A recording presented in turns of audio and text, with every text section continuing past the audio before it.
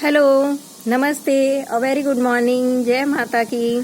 देखिए dear ones, मैं आपके लिए नवरात्रों के लिए कुछ अफर्मेशंस देने जा रही हूँ। वैसे वो डेली की हैं, मुझे कल दे देनी चाहिए थी, लेकिन मुझे भी वो अफर्मेशंस आज मिली और मैंने उन पर विचार किया तो पाया कि बिल्कुल सच है।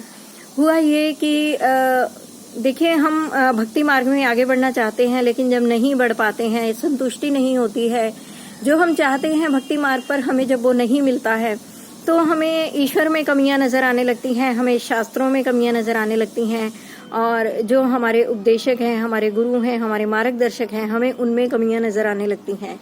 और कभी कभी तो सब कुछ फेक दिखाई देता है, लेकिन कमी हमारे अंदर ही होती है, बाहर कहीं नहीं होती।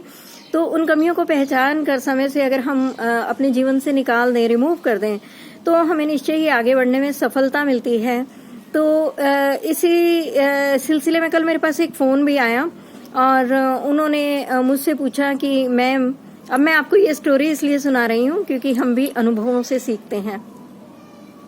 और आज जब मेरे पास ये सब अफर्मेशंस आए, हम लगभग एक दिन पीछे हो गए हैं अफर्मेशंस में। मुझे कल दे देनी चाहिए थी, लेकिन मुझे ये आज ही मिली। तो मैंने जब विचार किया तो मुझे ये अफर्मेशंस बिल्कुल सही लगे कि हमें ये सब करने की जरूरत है, और मैं आज आपसे ये शेयर कर रही हूँ। तो मेरे पास जो है कल एक व्यक्ति का फोन आया जो कि साधना मार्ग में काफी अच्छे लगे मुझे। तो उन्होंने मुझसे पूछा कि मैं फला पर्सन हूँ, आप उन पंडित जी को जानते होंगे। मैंने कहा हाँ जी, बिल्कुल जानती हूँ।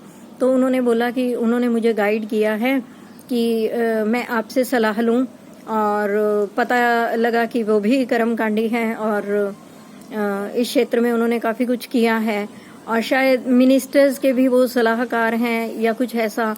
और उन्होंने मुझसे पूछा कि सिद्ध कुंजिका के बारे में आप बताइए कि मैं इसका अनुष्ठान कैसे करूं। उन्होंने बोला था आपका नाम लेकर कि वो इस क्षेत्र में काफी अच्छा अनुभव रखती हैं। तो सबसे पहला मेरा यही क्वेश्चन था कि आप ये साधना क्यों करना चाहते हैं। तो उन्होंने बोला कि सर्वार्थ विजय के लिए। तो मैंने उनसे पूछा कि आप दूसरों को डिफीट क्यों करना चाहते हैं, दूसरों से विजयी क्यों होना चाहते हैं। क्या आपने खुद पर विजय पा ली है? अगर आपने पा ली होती तो आपके मन में इच्छा नहीं होती कि मैं दूसरों से विजय पाऊं, क्योंकि जो खुद अपने आप को जीत लेता है वह दूसरों को जीतने की इच्छा नहीं रखता, शांत हो जाता है। तो कहीं ना कहीं आपके मन में बहुत भारी बेचैनी है। तो उन्होंने बातचीत में बताया मुझे कि ऐसे ऐसे मैं माँ भगवती की बहुत उपासना कर चुका हूँ, ये कार्य कर चुका हूँ, ऐसे किया वैसे किया, और मैंने माँ से बोला, मेरी हर इच्छा पूरी हुई। मैंने माँ से प्रार्थना की कि मुझे जितना कुछ आता है, जितना मुझे ज्ञान है। देखिए, फर्स्ट ऑफ ऑल आपको कितना भी आता हो, लेकिन कभी भी आपको ये नहीं सोचना चाहिए कि मुझे बहुत कुछ आता है, क्योंकि संसार में हमसे भी सर्वश्रेष्ठ लोग भरे पड़े हैं और हम उनके पैर की धूल के बराबर भी नहीं है। बहुत ज्ञान रखते हैं, लेकिन गौण रहते हैं और मौन रहते हैं, वो कभी नहीं बोलते। तो अपने ज्ञान का प्रदर्शन आप स्वयं के सामने कर रहे हैं, यानी आप आतुर और व्याकुल हैं कि आपको मौका मिले किसी के सामने प्रदर्शन करने का, आप कर दें। तो ज्ञान का जो प्रथम सोपान है वो इस चीज का त्याग करने के लिए बोलता है। तो उन्होंने बोला कि मैंने माँ भगवती से प्रार्थना की कि जितना मुझे ज्ञान है और वह समाज में लोगों को शो नहीं हो रहा है, लोग मेरे पास उस लेवल के नहीं आ रहे हैं, छोटे मोटे लेवल के लोग आते हैं। देखिए, छोटे लोगों की मदद करना बुरा नहीं है, सभी बड़ों की ही हेल्प करने लग गए तो बेचारे जो नहीं अफोर्ड कर पाते हैं उनका कौन होगा। तो कोई भी छोटा नहीं होता और कोई भी बड़ा नहीं होता। तो उन्होंने बोला कि मैंने माँ से प्रार्थना की। अब माँ भी अपने बच्चों में देखिए भेद नहीं करती, सभी माँ की संतान है। तो उन्होंने बोला कि माँ, मेरे पास तो ये छोटे छोटे लोग ही आते हैं, मैं चाहता हूँ कि मैं बहुत फेमस हो जाऊं और बड़े बड़े लेवल के लोग आए, फिल्म स्टार आए, टीवी स्टार आए और राजनेता लोग मेरे पास आए, और मुझे वो सब मिला। तो मुझे उनमें ये सबसे पहली कमी दिखाई दी। और फिर उन्होंने बोला कि मुझे वो सब मिला और मैं इतना बेचैन हो गया, इतना परेशान हो गया कि मुझे पिंड छुड़ाना मुश्किल लगने लगा, और अब मैं चाहता हूँ कि मुझे इससे भी ज्यादा मिले। तो मैंने कहा आपको क्या मिले? तो बोले कि अभी तो फिलहाल बहुत हौच पौच हो गया हूँ, मानसिक शांति नहीं है, लेकिन मैं सर्वत्र विजय चाहता हूँ अपनी। इतना मिलने के बाद भी संतुष्टि नहीं थी, तो दिमाग तो घूमना ही था। सर्वत्र विजय चाहता हूँ। मैंने कहा आप किसको जीतना चाहते हैं जब आपने अपने मन को ही नहीं जीता? मन को जीतते तो आप ऐसी क्वेश्चन ना करते मेरे पास। तो उन्होंने बोला कि नहीं लेकिन उन्होंने उस बात पर ध्यान नहीं दिया और बोला कि मैंने उन शास्त्री जी से बात की थी, तो उन्होंने मुझे बोला कि आप ये अनुष्ठान इस प्रकार से कर लीजिए कि उन्होंने मुझसे संकल्प करवाया कि सर्वत्र विजय प्राप्ति हेतुवे निष्काम भावना पूर्वकम, और मैं फला फला कार्य करता हूँ, यानी सर्वत्र विजय प्राप्त करने के लिए मैं निष्काम भाव से। तो मैंने कहा अरे कैसी बात करते हो, विजय की कामना तो है ना, लोगों से विजयी होना चाहते हो, परास्त करना चाहते हो, तो ये अहंकार का भाव है। ठीक है, तुमने वो अनुष्ठान किया और माँ ने तुम्हें दे दिया, ना मांगते तो पता नहीं माँ क्या देती, लेकिन तुम छोटे मोटे ये राजनेता, फिल्म स्टार्स और इन सब का मांग कर रह गए। अरे वो देने पर आती, अपने आप देती तो पता नहीं क्या देती। तुम्हारी पात्रता बहुत छोटी है, तुम इतना सा मांग कर रह गए। निष्काम भाव से किया होता सच में। एक तरफ सौदेबाजी की तुमने और माँ ने सौदा निपटा दिया। अब बहुत मुश्किल है कि आपको आगे कुछ मिले, इसमें बहुत मुश्किल है। तो उन्होंने बोला कि नहीं, इसमें मैंने सौदेबाजी तो कोई नहीं की, मैंने तो सर्वत्र विजय चाही और निष्काम भाव से चाही।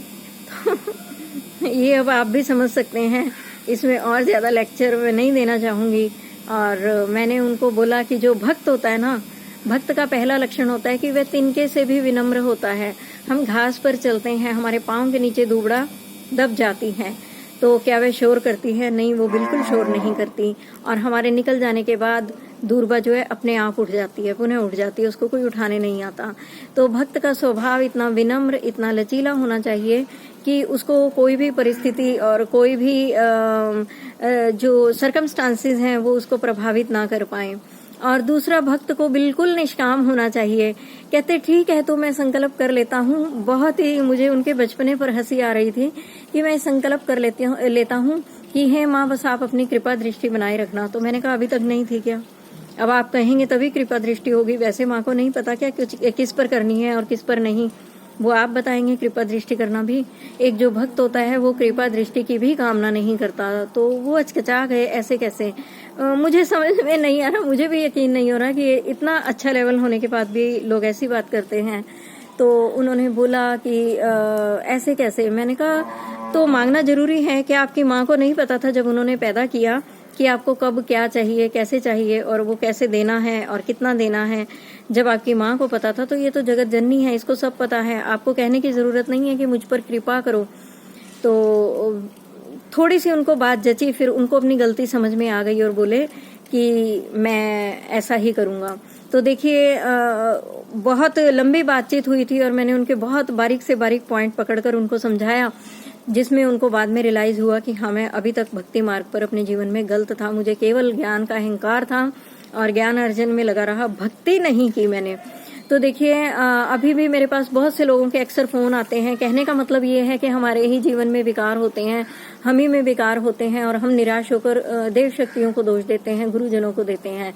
तो ऐसे ही मेरे पास कभी कभी फोन आते हैं, माँ की आराधना की, हमें लगा यहाँ से कोई निकल कर गया है, माँ की आराधना की, हमें ये दिखाई दिया, हमें वो दिखाई दिया। तो ये भय है। और जब मैं पता करती हूँ कि ये भय उनमें कहाँ से उपजे, तो ज्यादातर लोगों का यही उत्तर होता है। ज्यादातर नहीं, मैं कहूँगी 100% आज तक मुझे यही उत्तर मिला है कि हमने YouTube पर देखा था और उन्होंने बताया था कि शक्ति की उपासना करो तो ये अनुभव होते हैं। और कभी कभी तो किसी से बहुत मुश्किल से निकलवाना पड़ता है, उगलवाना पड़ता है इस बात को कि ये भय आखिर कहाँ से पनपा। बहुत मुश्किल से वो लोग मानते हैं कि हाँ, YouTube से पनपा। तो व्यर्थ में इधर उधर के वीडियो देखकर आप अपनी साधना से विचलित ना हो। क्योंकि प्रथम जो चरण है और प्रथम जो इसकी शर्त है इस मार्ग पर चलने की, वो ये है कि आप निर्भय होकर भक्ति कीजिए। तो आप अपने मन से भयों को निकालिए। पहला अफर्मेशन यही है कि मैं निर्भय हूँ और मुझे किसी प्रकार का भय नहीं है। तो आप अपने आप को यही अफर्मेशन बार बार दीजिए और भय मुक्त हो जाइए और इन वहमों से निकलिए कि मुझे घुंघरू की आवाज सुनाई दी, मुझे चलने की आवाज सुनाई दी, मुझे हाथ दिखाई दिया, मुझे कपड़े दिखाई दिए। अगर आप ये सब हरकतें करते हैं तो निश्चय ही आप में कहीं बहुत बड़ी कमी है, भय है। माँ से भय कैसा, तो उस भय को निकाल दीजिए और भक्ति मार्ग पर निश्चिंत होकर चलिए। तो मुझे लगता है कि अब तक आप मेरी बात का सार समझ गए होंगे कि इस तरह से बचपने वाली बातें छोड़कर और अपने मन से अहंकार को निकालकर, भय को निकालकर अब भय मुक्त होकर इस मार्ग पर आगे चलें। आपको निश्चय, आप ये यकीन मानिए कि आपको जितना भी ज्ञान है, जैसी भी आपकी भक्ति है, जैसा भी आपका ज्ञान है, उसमें आप आगे बढ़ जाएंगे। आपको अपने आप नए नए रास्ते मिलेंगे, नए नए मार्गदर्शन मिलेंगे और एग्जैक्ट गुरु आपकी लाइफ में आएंगे। तो इसी के साथ आज का वीडियो समाप्त करते हैं। मिलते हैं दूसरी अफर्मेशन के साथ। तो पहली अफर्मेशन क्या है कि मैं भय मुक्त हूँ और मेरे जीवन में ऐसी बेकार की मान्यताओं का कोई स्थान नहीं है और मैं एकदम निर्भय हूँ। माँ भगवती मेरे साथ है, माँ भगवती का आशीर्वाद मेरे साथ है और माँ भगवती मुझ पर बहुत प्रसन्न है। केवल यही मन में भाव रखते हुए आप शाम तक प्रैक्टिस कीजिए और शाम को मैं एक और अफर्मेशन के साथ आपसे मिलती हूँ। तब तक के लिए नमस्कार।